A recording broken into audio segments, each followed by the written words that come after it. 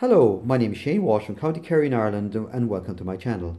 Today I want to share with you my seedling cacti that I would have sown spring and early summer of this year. And also I'll share with you a few tips on how to germinate these seedlings and basic care when they are germinating and germinated. So what I'll do, first of all, I'll go through what I've sown. Lopifora williamsii. This is home saved seed from my own plants. And you see there's quite a good germination rate. Leuchbergerii princess. There's a few there. Not quite as good a percentage germination rate. Trichoceros penchoi.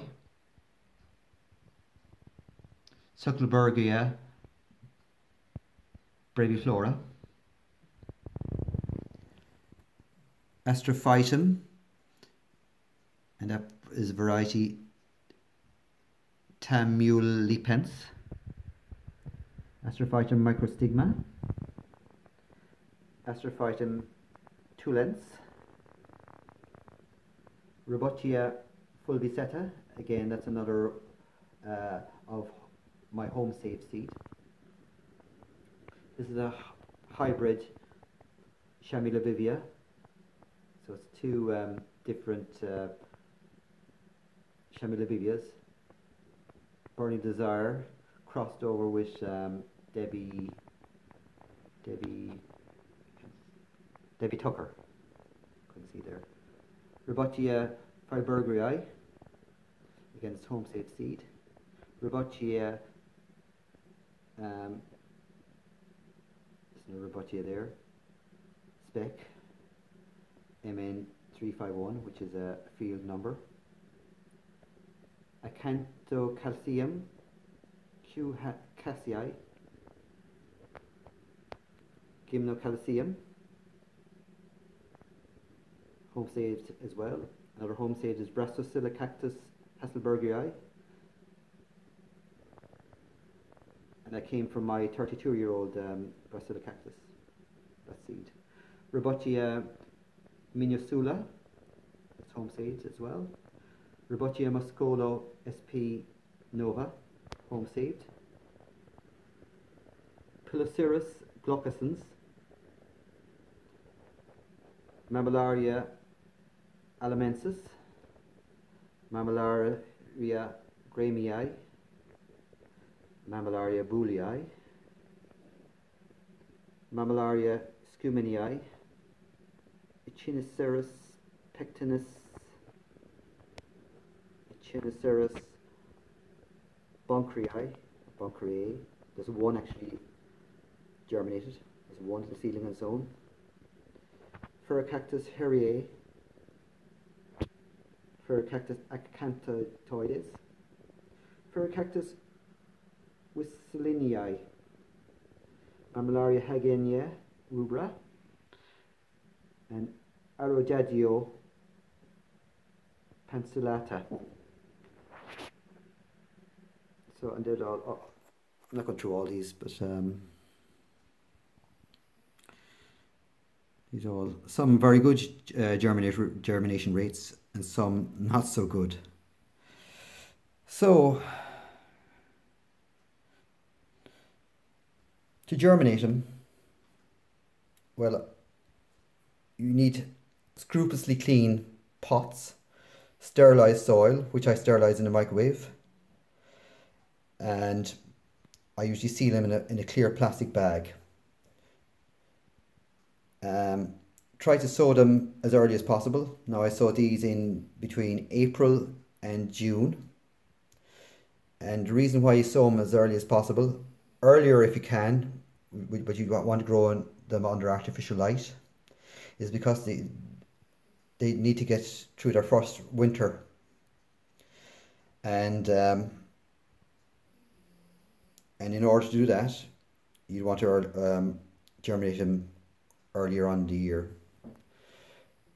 You treat them a little bit differently than you would do, say, this Lopifera here is now dormant and it won't need water over the winter months. But these seedlings, because they have a very small and tiny and delicate root system, you're going to have to water them over the winter to keep moist. Not excessively moist, but you want to keep them fairly moist. And this is what I use. I use this mister. So all you're doing really, maybe once or twice a week, is giving it a mist to keep the humidity high. And it stops them desiccating and drying out. So keep them well moist over the winter. And well, in the spring then, either you can pot them into individual pots or space them out and let them grow. I usually wait until they're kind of jostling out of the pots and looking for more room, and then I would prick them out and pot them up into individual pots.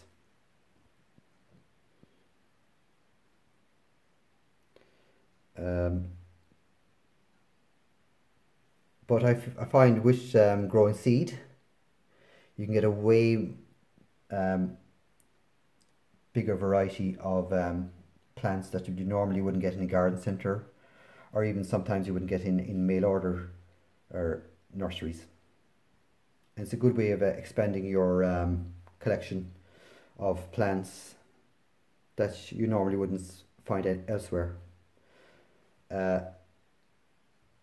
Probably the only disadvantage is this is slow. They don't grow very fast. As you can see, they're quite small. Like look at the Lopiferas. They're in the size of small peas. Whereas if you're looking at the adult Lopifera, which is this guy here, that plant possibly is 9 to 10 years old. So seedlings grow relatively slowly. Also as well, make sure you label every pot you sow, because seedlings look very much alike when they germinate first. It's only, I mean, these now are what, nearly 4, 5, 6 months old, and they're kind of looking like the miniature version of the adult plant.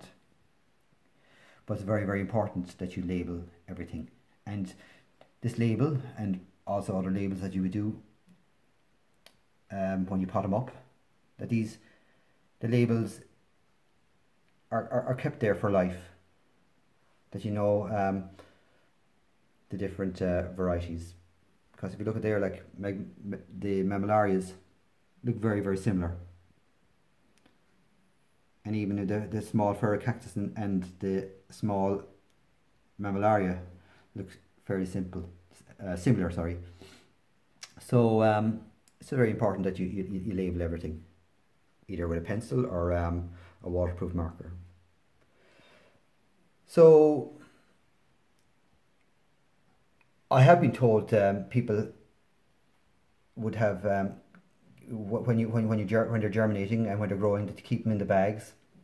I don't keep in the bags after about 3 or 4 months, because I've had a bit of a problem this year with dampening off and fungus. So I actually took them out of the bags, and they were a lot healthier, because I lost some due to dampening off.